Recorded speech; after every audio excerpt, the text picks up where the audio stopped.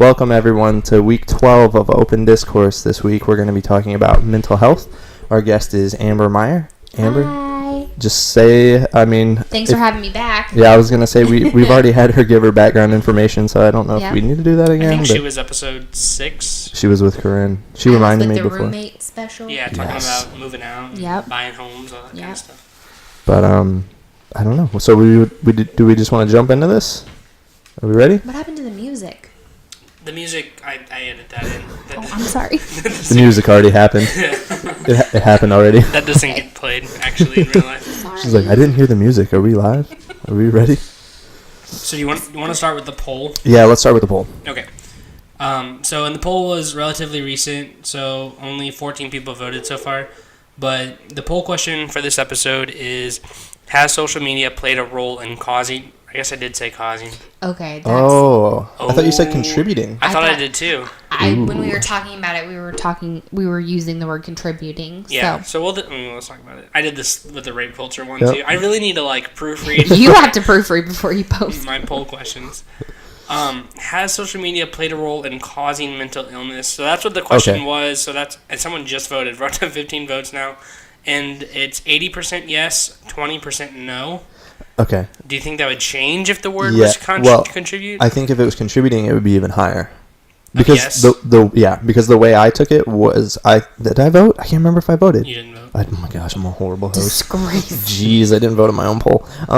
But I was gonna say yes, but I was thinking more in the terms of contributing to it, not actually causing it. I mean, obviously it's the consensus. I think that is. It's been around before social media, so clearly it was not the root cause of it. But and I think we kind of talked about how it probably alone isn't causing people's mental illness on an individual basis, but it is a big part in contributing to. It adds and we also talked about how we're not talking about bipolar disorder, or schizophrenia. Those are obviously genetic. Yeah. We're mainly talking about anxiety and depression, right? Yeah. Okay. So I've got some stats here too. That might be kind of a good way to start it off. So this is from the National Institute of Mental Health.gov. So it was a .gov website. It's legit. It's not Wikipedia. Yeah, not Wikipedia. It's pretty accurate. They're talking about 2016. It says there's an estimated 44.7 million adults aged 18 or older in the U.S. with, and they have two definitions. They have any mental illness and serious mental illness. I kind of forgot the difference between the two. But I think the anxiety and the depression might be more incorporated in that any mental illness, and then serious mental illness is schizophrenia, bipolar, dissociative identity disorder, stuff like that. But 44.7 million adults aged 18 or older, my bad, in the United States with any mental illness, and that's 18.3% of all the adults. The prevalence was higher among women with 21.7%. than men, which is 14.5, and then young adults, 18 through 25, were the highest prevalence of any mental illness, and that kind of, for me, points to the social media, because that's that's where they grew up and that's where they live. They were 22.1% compared to ages 26 through 49, that was 21.1, and 50 and older was 14.5. So what you're saying is I have a chance by the time I'm 50 to rid myself of this. Maybe. But I'm wondering if these 50 and older people is just because they grew up differently. And I think that's kind of what the social media contribution to mental illness thing we're stabbing at is. The question comes into play. Yeah. So I was listening to a podcast, and they were talking that women born post 1995, so what did we decide, 24? That'd be 20 age 24. Age 24. And younger have grown up in the social media era. So ever since they were 12, 13, 14, there's been social media, and it greatly affects them even more than men, even more than boys, and mainly it's because women use verbal communication more than men do typically. So I don't know, I just thought that was interesting. People don't post the bad things that happen in their lives on social media. Yeah. You see all the good. So do you think that people look at social media and they see all the things that people are achieving and stuff, and then it makes them feel like they're like they should be doing it? Why haven't I accomplished? So you compare yourself to other people on social media, and it causes people to have I think stress. it's human nature to constantly compare. That's true. Yeah, definitely. I mean, I do that a lot. I look at, because like I know I graduated high school in 2014, and it ended up taking me 5 years to get my degrees rather than like the traditional 4. Mm-hmm. So when 2018 last year came about in May, I got to watch like all my friends from high school like graduate and finish, and I'm just like, why am I not there yet? Mm-hmm. So yeah, I mean, I do that all the time, compare my life to the people I see on social media. Or you just have those people who are constantly something terrible is always happening. That's true. People can either go one way or the other, right? I feel like there's, it's either like, you're always complaining. I just got this new car, a new promotion, I just got engaged, or it's, Yeah. my house just crumbled to the ground. Yeah. My dog, shit in my front yard. Or it's some like motivational quote, like, gotta keep your head up, gotta get out there and stay positive, and like, I won't let anybody get me down. So do you think just like acknowledging that and maybe realizing that that's like not reality is enough to kind of keep that from contributing to people's depression and anxiety? Or do you think like something significant needs to change with social media and like the culture today? I think that if you are a true sufferer of depression and anxiety and you think that social media contributes, you need to eliminate it. Yeah. Not just try to put it in your head that, that's not true reality. You need to eliminate it. You need to get rid of it. It may be a temporary fix or temporary rid, like, I'm not saying you have to never go back on Facebook again, but until you're in the right state of mind or a healthy state of mind, just get rid of it. Yeah. Or try to limit the amount of time you spend on Mm-hmm. it. I think if you're on it all day long and you're constantly looking at what other people are doing and that's affecting your mental health, then just if it's try truly to cut affecting back. you and you want to get better or you want to improve something, then Or if there's somebody in your life that you don't want to see what's going on with them for whatever reason, whether it be like a past relationship or one of your friends who you've fallen out with, like, it's completely okay to get rid of them. And I feel like a lot of people don't do that. Block. I feel like a lot of people Unfollow. check in on them, and then it gives them stress because they're constantly looking at what somebody else is doing. Mm-hmm. So Here's kind of another interesting thought that I just had. So mental health is a pretty broad spectrum. And mental illness, I think, is kind of, a slice of that spectrum. Yeah. I know a lot of people, like, who struggle with depression, and not that anyone, like, wants to discount what other people are going through, but, I mean, only a certain percentage of people struggle with depression. Like, not everyone has depression, and not everyone has anxiety. But I kind of wonder if there's this other phenomenon going on where they've done studies where, like, getting likes on Facebook or Instagram, like, releases dopamine in the brain, like, to levels of, like, cocaine. Yeah. So, like, for some people, it's literally a drug. Yeah. And I wonder, like, some people's anxiety and, like, stuff like that, if it's, like, almost kind of a withdrawal. Like, they go but through when a you're time not period. getting those Yeah. likes or those hearts or whatever, then it goes completely the opposite way for you. So I think it's more detrimental than it ever is helping. Yeah. or even when it is giving you that rush, that's not necessarily a good thing Right. because you're getting it from a weird place. You're getting it from Facebook. You're getting it from Facebook. Like, that's what we've come to as a society. Yeah. Like, that's what we're you're not valuing ourselves upon. You're not accomplishing a goal or like doing something in your career that you should be proud of. It's I got 54 likes today. this selfie that I took got so 50 cool. likes. Like, oh my god, I feel so good about myself. And I also They even call people Facebook parents or Facebook moms or Facebook dads because they strictly, we know they're a shitty person, a shit parent, and then they'll post one picture of their child, and then get those likes, and it'll just be. I also think that for younger people, it's seeing what everybody's doing and then missing out. Like, if you see that, like, your friends are out doing something fun, then you feel bad because you're not there. Or you feel weren't like invited or... Yeah. And it's not necessarily that they didn't think of you to invite you, like, it was just spur of the moment kind of thing, and that's who did it, and that's who went. But and then you to just get to see it, which is weird. To you, it's like, they didn't invite me, they don't Right. like me, what did I do wrong? And then you harbor that, and then you project it in very negative ways. Right. Or even if it's not like, what did I do wrong, or they're not inviting me. I know, like, I have a lot of downtime at work where I'm able to, like, look through my phone. And when I'm there for 12 hours and I see that, like, other people are doing stuff, it makes being at work, like, that much worse. Right. Worse. Yeah. True. One of the questions, or one of the topics that someone on the questionnaire that you posted today, they wanted to know different ways of coping with anxiety/depression. So what are some things that you guys think that would help an individual? Wait. Do you have an answer? Well, I think that for everybody it's different.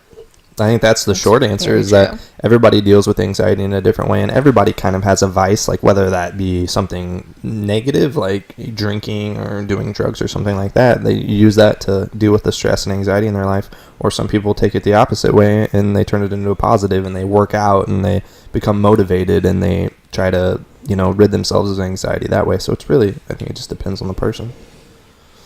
I saw something today for with anxiety, and it was I do some research, before these episodes, and it wasn't anything I found in that. I was just scrolling through Facebook, and I saw someone's post, and it said, my therapist told me to, interrupt my anxious thoughts. So whenever it's like, you're not, they don't want you there or something, like, as you're having that thought, you consciously interrupt them and say, and that's called cognitive behavioral therapy. Yeah. Mm-hmm. So I thought that was pretty cool, and I just happened to stumble across that today.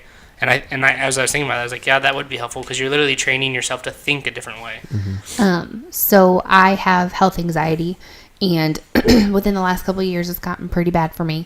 But some things. Did you say health anxiety? Mm-hmm. I saw someone comment out on the thing. What is that? So basically, every single time something happens with my body, I think it's something incredibly detrimental. Like, if I have a twitch, I have MS, or if I have a cough, then I have throat cancer, or if I have diarrhea, I have colon cancer.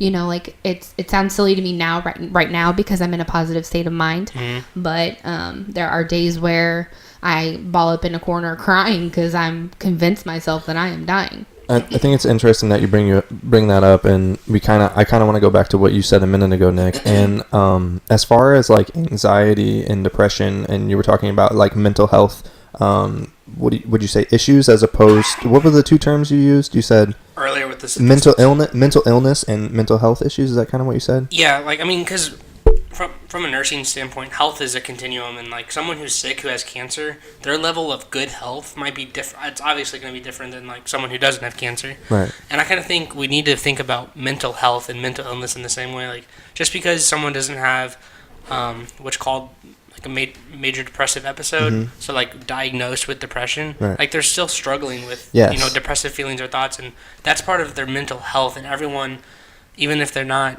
can't be diagnosed with a mental illness, right. has some, they need to be mentally healthy. If your mental health is poor, that's going to affect every single aspect of your life, and then your physical health becomes poor.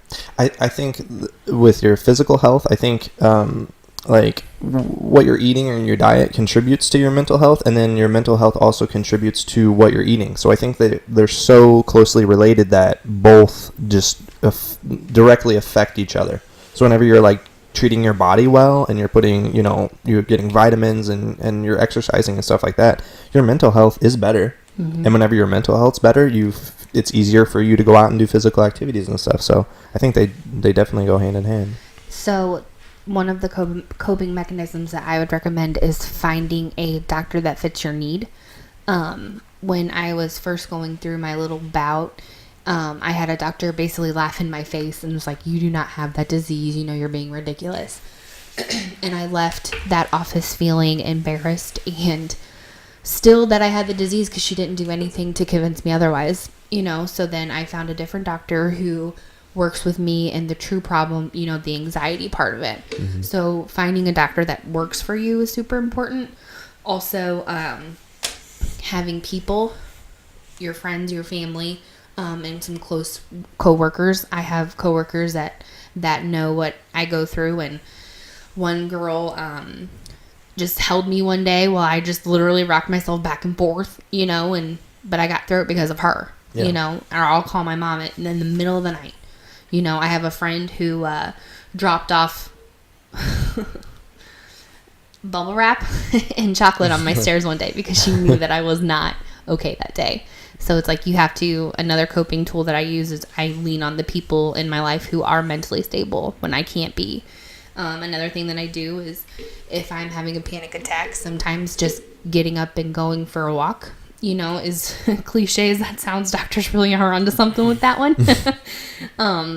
Or I will put earbuds in to where I can't hear myself think. or like the cognitive behavioral therapy that you had mentioned earlier. You're just trying to train yourself to literally interrupt the negative and just go somewhere positive. Wow. Right on. But you have to find the proper counselor who can properly train you in that. Yeah.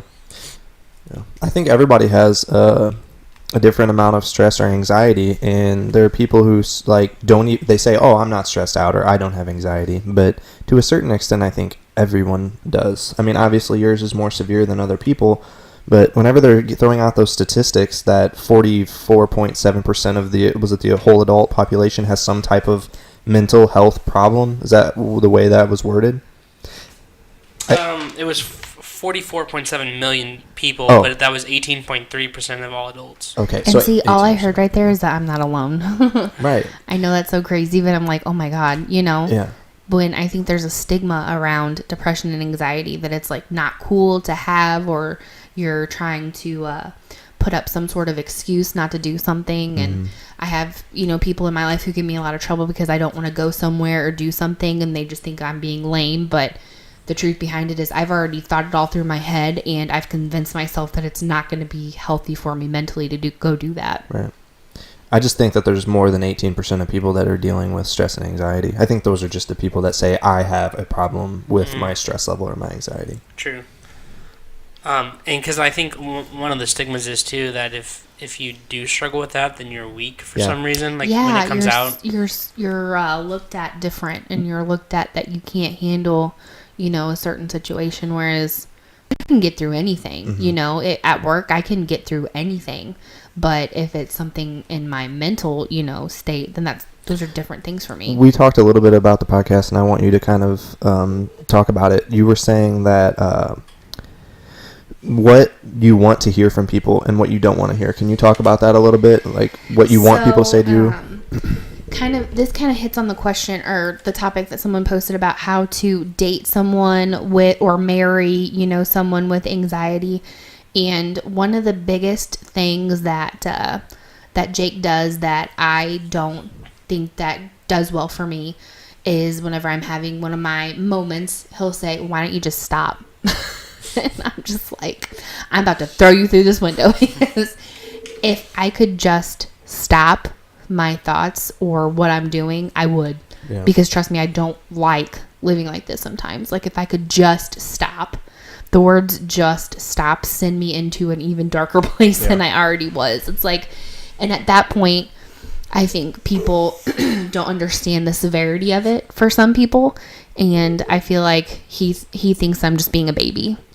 Right. And I think that in order to date someone or be with someone, you have to have someone who truly understands that it takes a lot of work with people with depression and anxiety. So what are some of those positive things that you said were helpful or beneficial? So, he does tell me that I'm stronger than, whatever's going on in my head. My friends will say, it's going to pass. You're going to get through it because you've gotten through it before. I felt on a very, very dark, very scary time, but the people in my life, just their words of encouragement. You can't say things though, like just stop or why do you do that? I don't fucking know why I do that. Right. I mean, why do you take 4 shits a day? I don't know. It's just. Yeah, you're just saying it's something that you can't help. And for people to tell you to just get over it is the worst thing. I have a chemical imbalance in my brain. I don't really know why it happened or genetics or whatever, something that I grew up with. I don't know. Yeah. Interesting. So are you doing better now that you've, found a doctor that works with you and worked on cognitive? Yes. So the first doctor, after she got done laughing, she's like, "We need to put you on some pills." And so at the time, I was so distraught. I didn't know what to do. So I was like, okay. And I just remember I couldn't eat. I couldn't drink water. I couldn't do anything because I couldn't swallow because that's how bad the anxiety was at the time. So I was willing to try anything. And if the doctor was telling me that I needed this pill, then I was going to do it. So she was just, she was laughing at me and then she was trying to push a pill. I didn't know what to do, so I took said pill. I did reach out to my family and then they had recommended this other doctor, which is currently my doctor and she's been my doctor. Mm-hmm. So when she first saw me, she was like, "I want to know what the symptom was." And so then we started talking about the symptom, and she rationalized what was happening to my body, why I was having that symptom, rather than the other doctor was just laughing at me. She's like, that's not what that is. That's not what that is. Here's a pill.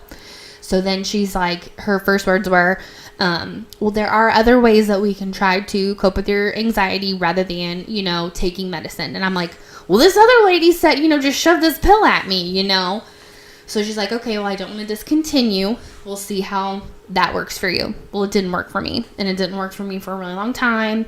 And it was a trial and error. And eventually I was able to get off of said medication. Yeah. So I think finding the right support system, through a doctor is equally as important. Mm-hmm. Nick, how do you feel about just the overall prescription of drugs for anxiety and depression? What's your opinion on that? I think kind of like what you were saying with coping. Did you adjust mine? I feel like it sounded different. I didn't. No, it's all on the board. Okay. Didn't touch it.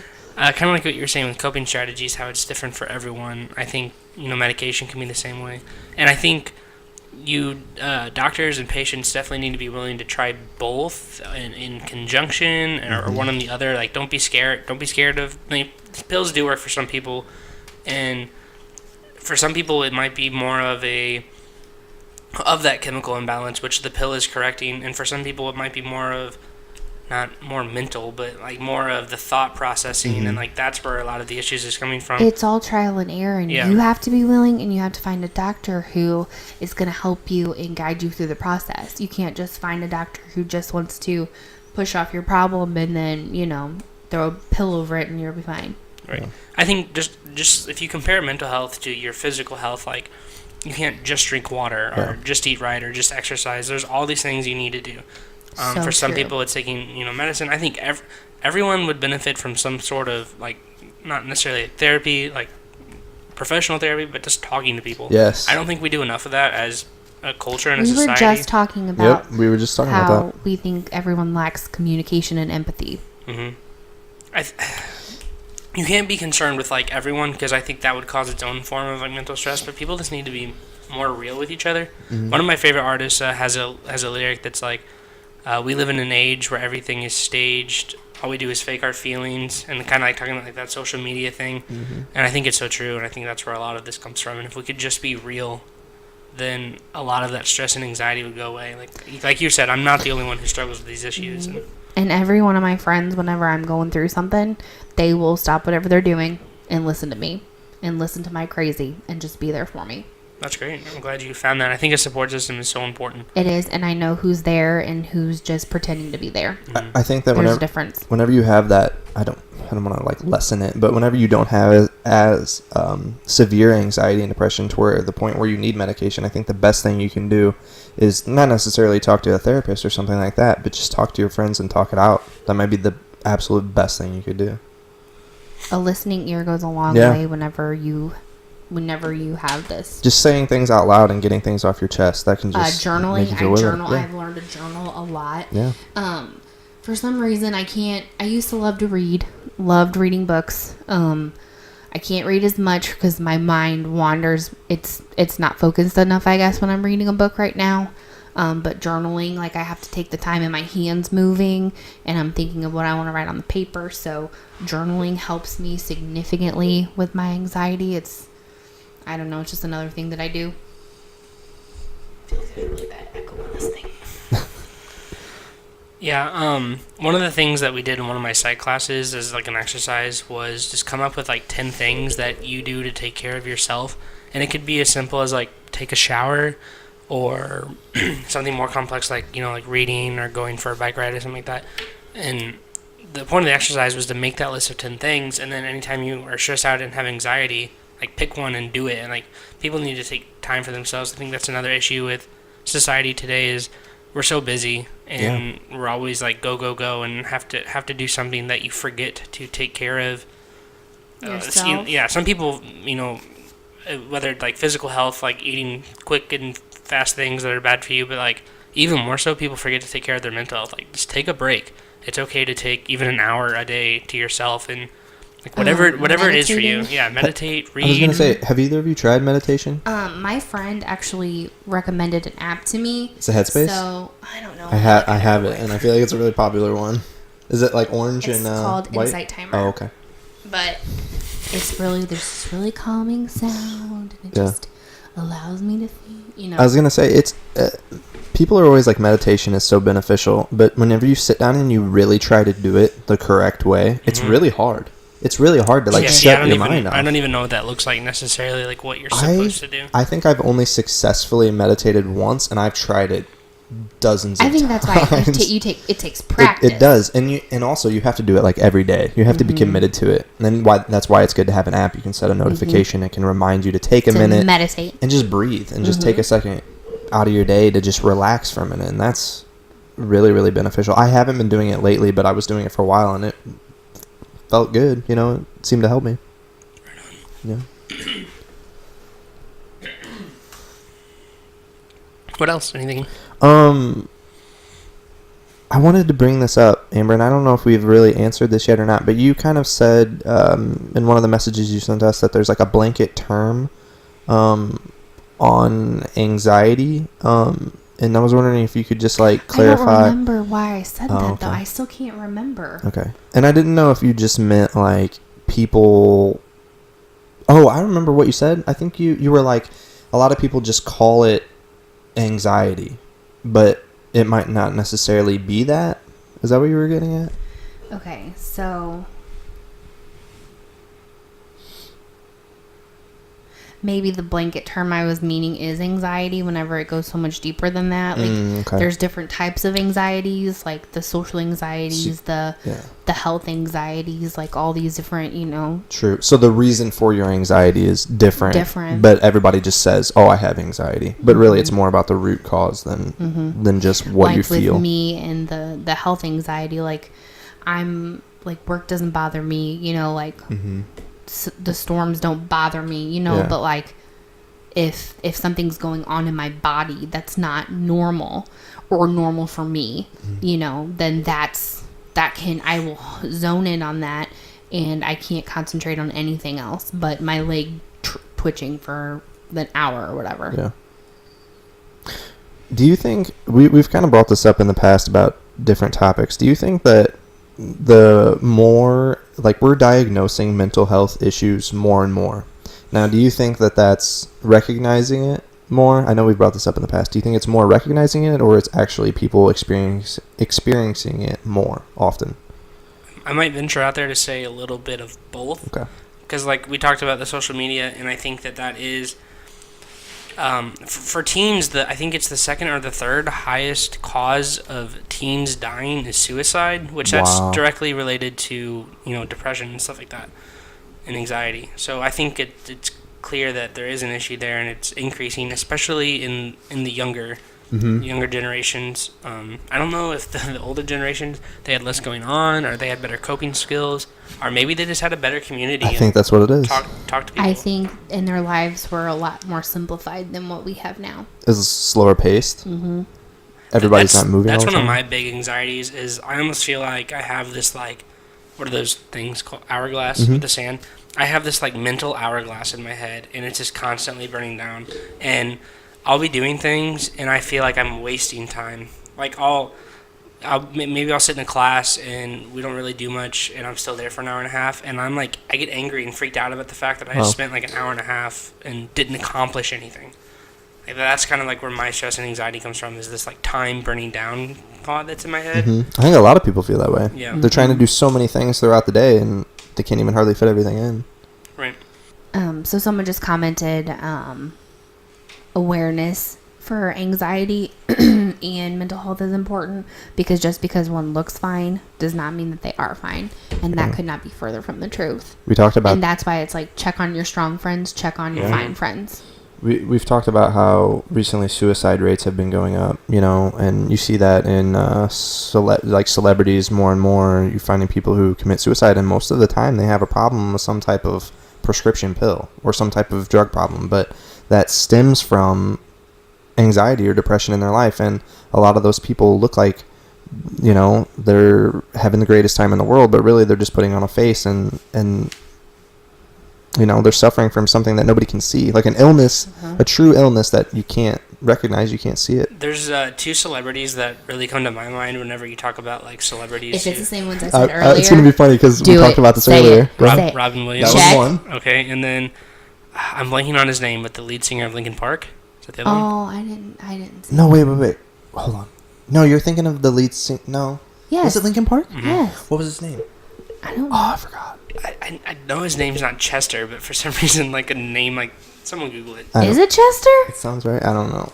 Sorry, all you Linkin Park fans out there. Who was your second one? Kate Spade. Yeah. Yeah, she was a little bit more recent.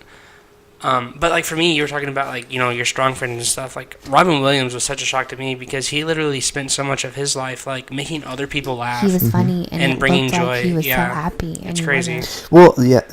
What's interesting is like a lot of comedians, the reason they're so funny is because they had a dark past and they had all these things happen to them when they were younger. And then usually their way of dealing with all those issues is comedy, is being funny. So a lot of comedians have like, you know, kind of a dark past. And Chester Bennington. Is it really Chester? you got it. You nailed it, dude. Well, what I like thinking about, the reason he comes to my mind is because he released that song like Heavy or whatever, like honestly, like pretty close to before he committed suicide. And it's just crazy to me because if you go back and listen to that song now that he's committed suicide, it's like that was a total cry for help. Wow. And everyone missed it. It was like a super No, popular. because all they saw was a Billboard hit. Yeah, it's just crazy. He's got a lyric like, I'd have to look it up. I'm holding on. Yeah. Why is everything so heavy? But he like literally says a line that like directly relates to like thinking about suicide, and like when I go back and listen to it, it gives me chills because it's just crazy. Like that literally got blasted to so many people, and I know like obviously I can't. Another thing, I avoid certain styles of music whenever I'm having a panic attack, and it's crazy to me how much music affects me. But if, for example, Christian music is very emotional for me, I cannot listen to that whenever I'm having a panic attack. I just can't, because then I spiral off the wall. So you listen to like lighter stuff? Or? I like gangster rap whenever I'm having a panic attack. I can't even listen to some country songs just because they're sad. Like a lot of them are just super, super sad. Yeah. It's just like I listen to a lot of like 80s pop. I don't know, that's weird, but I do. Just something upbeat. Something, yeah. Get you in a good mood. Uh-huh. I got you. Here, pass that to him and see which one he can figure out. There you go. These are the lyrics? Yep.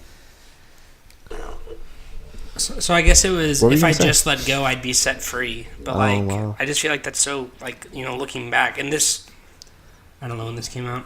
But What do you guys think about when people say the words, people who commit suicide are selfish? Oh, that's messed up. I think it comes from, like anger. Anger? I don't think that... I would hope that they don't necessarily honestly think that. I think that maybe it's like stemming from they're angry at what happened. Like suicide is the selfish way out. I think that people who say that about somebody who took their own life is that they're just sad that they didn't form a better bond or get more time with that person. I think that's something that somebody would say who's just angry that that person's not there anymore, and say, how could they do this to all of us? But if somebody's willing to take their life, like, I don't think imagine that's selfish. the darkness and how you have horrible no idea what's life, going on in there. Life had to be for them to actually do it. Mm-hmm. You know, I'm sure it's not something somebody would take lightly. I don't think people just decide to do it on a whim and then go through with it. The majority of the time that people tried to commit suicide, I would say they're probably way more unsuccessful than successful. I would think. So men are typically more successful, but women are more likely to attempt. Yeah. And the only reason men are more successful is because I think their choice is like weapons, firearms. They usually use a more violent form of Really? Yeah. Yep. Yeah. I don't know. That's messed up. It's messed up. It's crazy. But yeah. I don't think that's clearly the wrong thing to say, is that it's selfish. I can't stand people say that. Yeah. Because you just don't know. But I don't necessarily think that it's wrong to say that it does negatively impact the people who are left behind, and that these people, like, I don't think it's wrong for these people to, like, if you're considering suicide, I don't think it's wrong to consider what it might do to other people. Not because you're selfish, but, like, just like think the whole picture. And not that they're any less important, but you are going to impact lives if you make that drastic of a measure. I think when you're that far gone in a situation, you're not thinking about anyone else. I think you're just thinking about how good it would feel to not feel like this anymore. Yeah, absolutely. And if anybody out there ever felt that way, or they got to the point where it was so dark that they thought they had to take their own life, like, reach out to somebody, whether it just be a friend or a professional or something like that. Just communicate with somebody. Of course, there is the National Suicide Hotline. It's 1-800-273-8255. We'll put that on the bottom of the screen. We can link that or put that in the video at some point. So if you ever need help, just call out to Send somebody. me a message on Facebook. I'll talk to you. I don't care.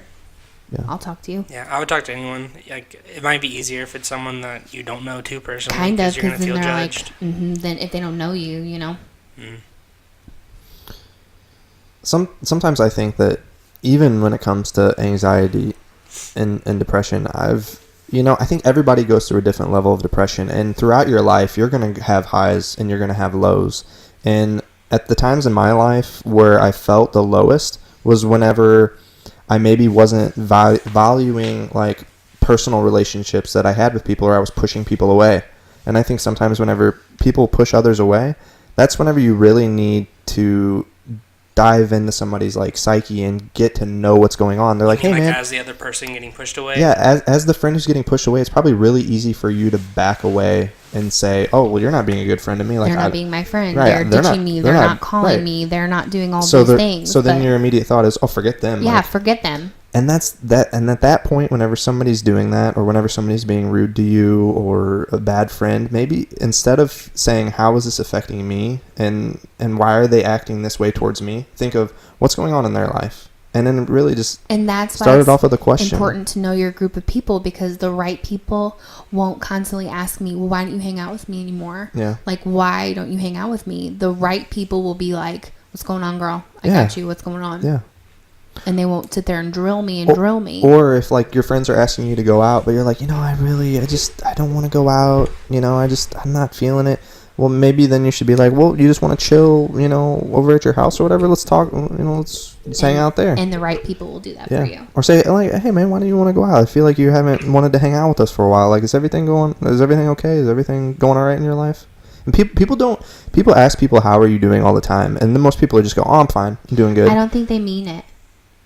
Oh, no, you're right. I think 95% of the time when you say I'm fine, how you're are not. you? Good, how are you? It's just like such, what's the right word? It's just such a robot answer and such a robot question. See, do you like think of that in the moment, like when you answer it back? Yep, you're like, I do. wow, that was the fakest conversation I just read. I do, but I think this kind of ties into how busy we all are. We don't have time out of your day to stop and have a 15-minute conversation with somebody that an acquaintance of mine or something. Everybody's doing so much stuff. You don't have time to sit down and talk to people, but we should make time for that. Sometimes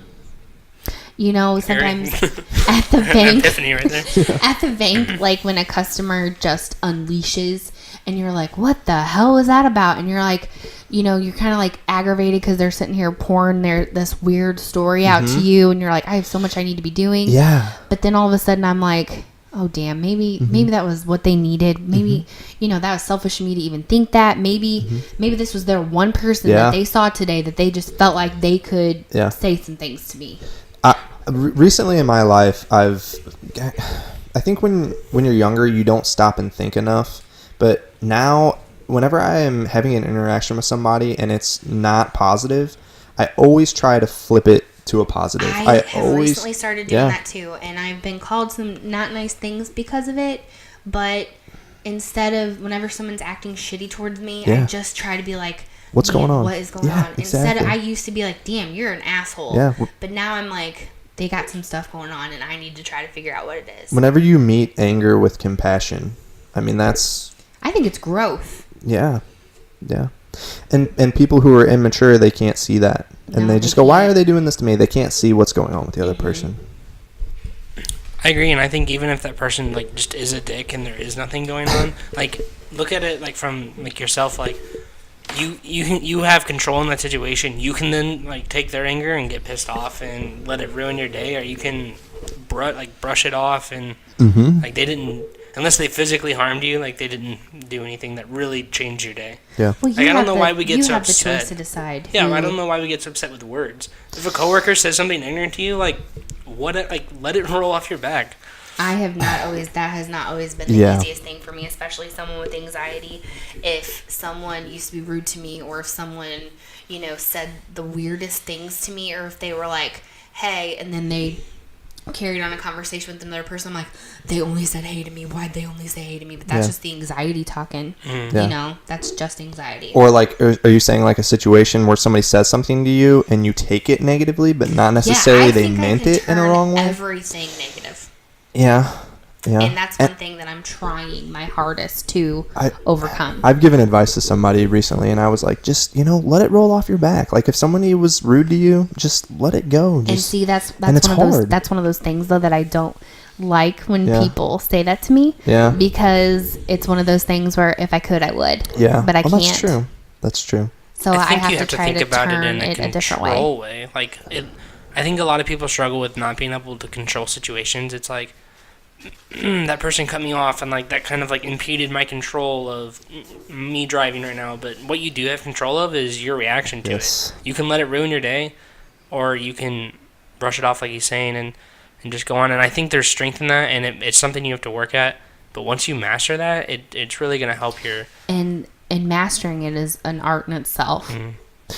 You just have to take a step back, and you have to look at your ego and realize that you shouldn't have one. And that if you just start looking at every situation with be kind and be nice to people, it's that simple. You can make like every interaction that you have with somebody, you have the ability to make it be a positive outcome, or to not let what they say affect you deep down, to try to like control the outcome of your emotion. So have you guys ever heard You wouldn't the say that. saying, if you're depressed, you're living in the past. If you're anxious, you're living in the future. But if you're content, you're living in the now.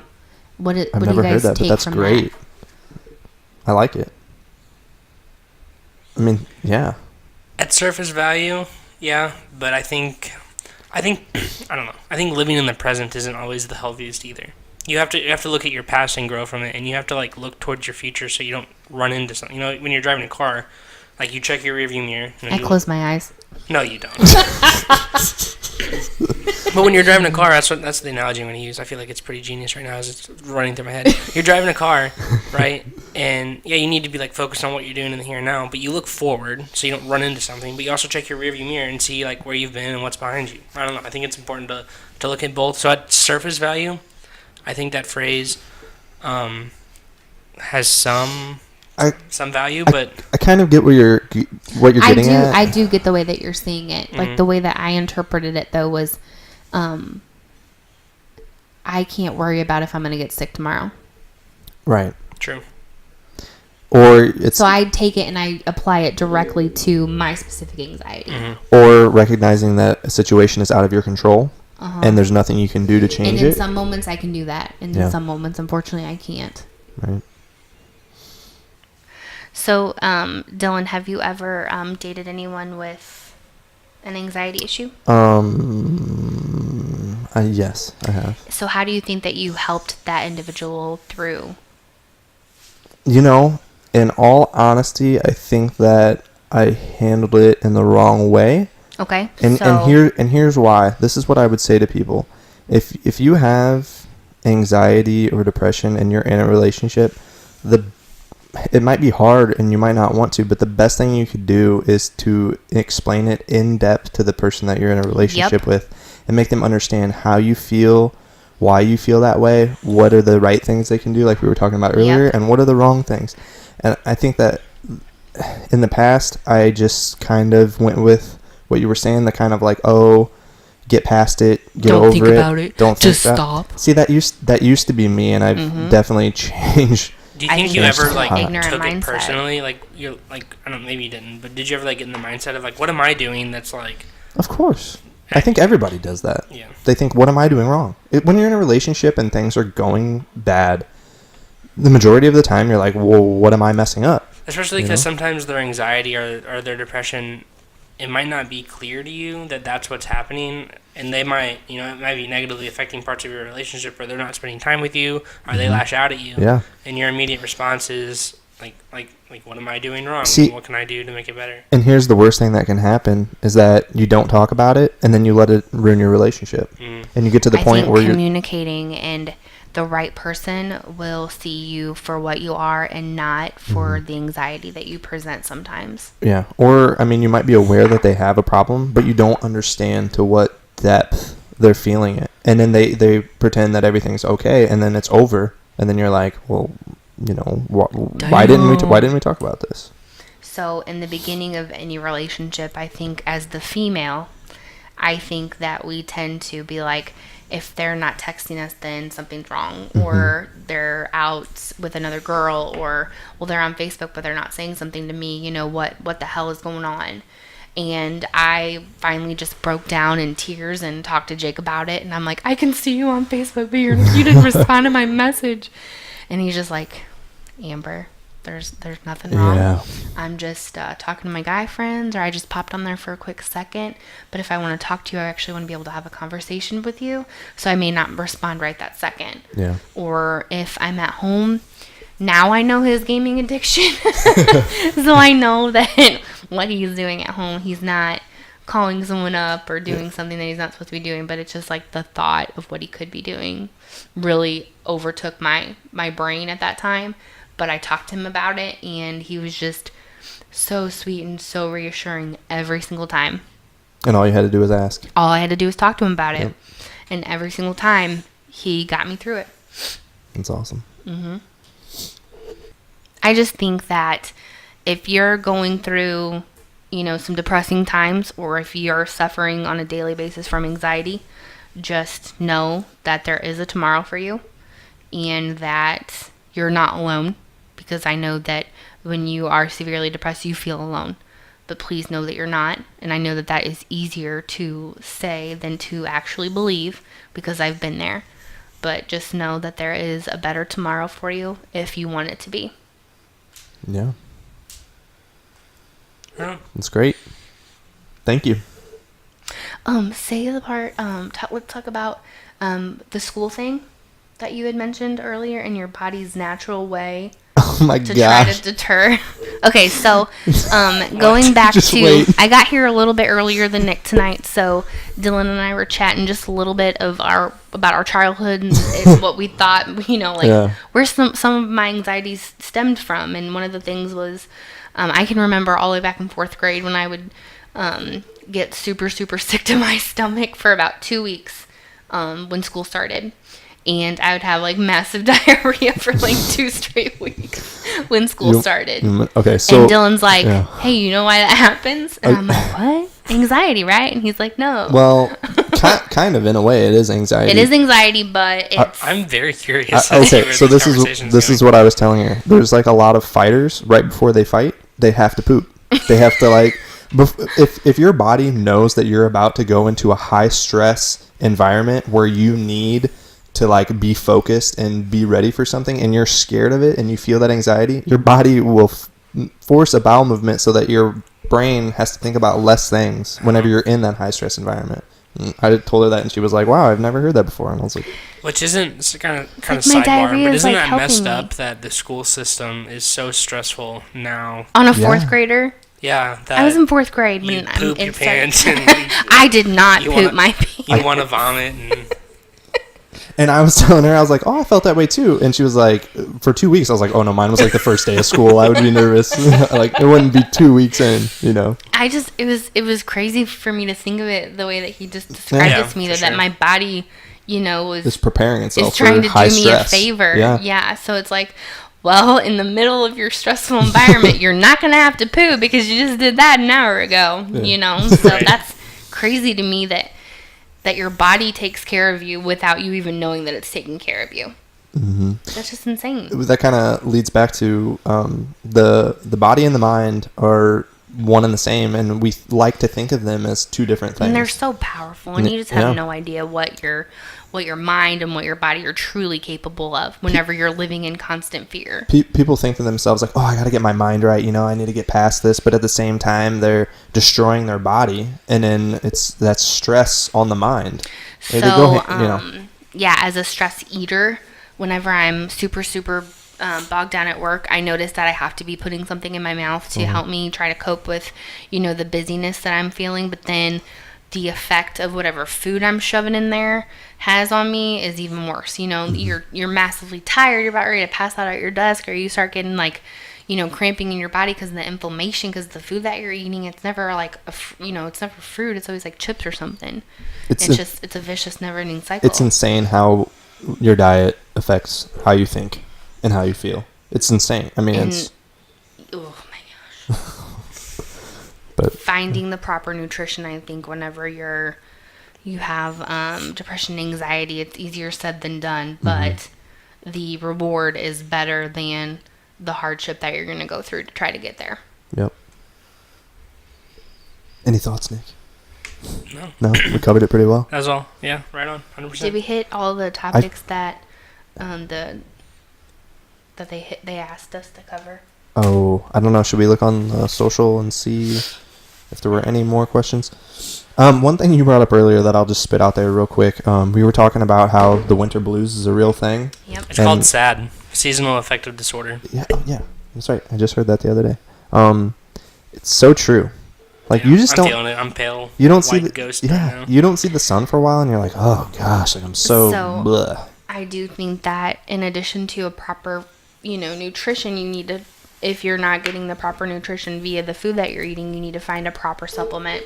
Yeah. And I recently began to take a vitamin called Neovitin that a coworker had suggested to me, and I can tell a huge difference in my day-to-day, my energy, without needing caffeine. Even if that's, if you're not getting the nutrition that your body needs or that the body's screaming for, that good old vitamin D, that. I take vitamin D in the winter because it's a huge deficiency among Americans. Mm-hmm. You just went dirty. Yeah, for 1 second. For 1 second, you caught me there. 1 second, I'm like, well, Nick said it, so I didn't feel the need to say, yeah, you did. Yeah, you do. You say that vitamin D. Anyway. Wow. Yeah, we went there right at the end. I didn't go there. I barely chuckled. I'm sorry. You held a grin for. I was looking at it too. You were just like 1 second. I'm like, huh. But yeah. You can't hat when I'm around because I'm gonna call your ass out on it.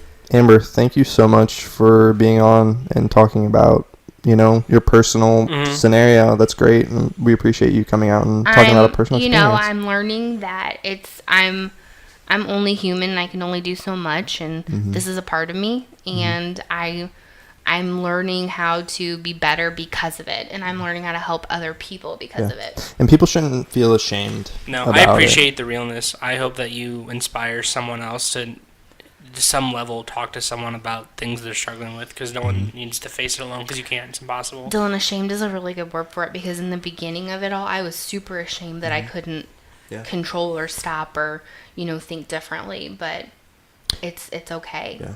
And we said it earlier, if you don't want to talk to a friend or a professional, send us an email. Reach out to any one of us. Somebody. I mean, just I will be talk your to somebody about it. But we have the email. Let's open.discourseod@gmail.com. You're a professional now. I have it down now, sir. Yeah. You'll see that somewhere down it's there. Linked down at the bottom. Trying to make it cooler. Every episode to try to get a little better. Yeah. Send us an email on something you want to talk about. What I think worked really well actually is, I don't know if we're ever gonna call it something, but when I put that tag out there, we're gonna be talking about this tonight, and go ahead and comment on things you want to sit on. We got a lot of feedback. Yeah, that was good. And honestly, I posted that a couple hours before we recorded this, so I think if we did that prior, we could potentially get a lot of stuff. And I love. Yeah, thanks for everyone who weighed in on that. Yeah, that was really cool. I love getting everyone's perspective, and not just kind of Nick and Dylan's thoughts, or Nick and Dylan and their guests. But I do admire what you guys are doing, though. I think that the topics that you guys have hit on thus far are important. And a lot of them, are currently, huge topics in our country right now. Mm-hmm. So I think that what you guys are doing is valuable. Yeah. That's what we're here for. Promote talking. Just talk to people. Yeah, I want it to be like a community. You Yeah. know, just open discourse. Like, do it. Be a part of it. Yes. Not to be confused with open disclosure. Not open disclosure. That's Open a disclosure. different website. Oh no, is it really? Maybe. Maybe. Possibly. Thanks, guys, for watching. Hope you enjoyed it. Thank you for having me Thank again. you guys so much. And we'll see you next week. Bye, Bye guys. everyone.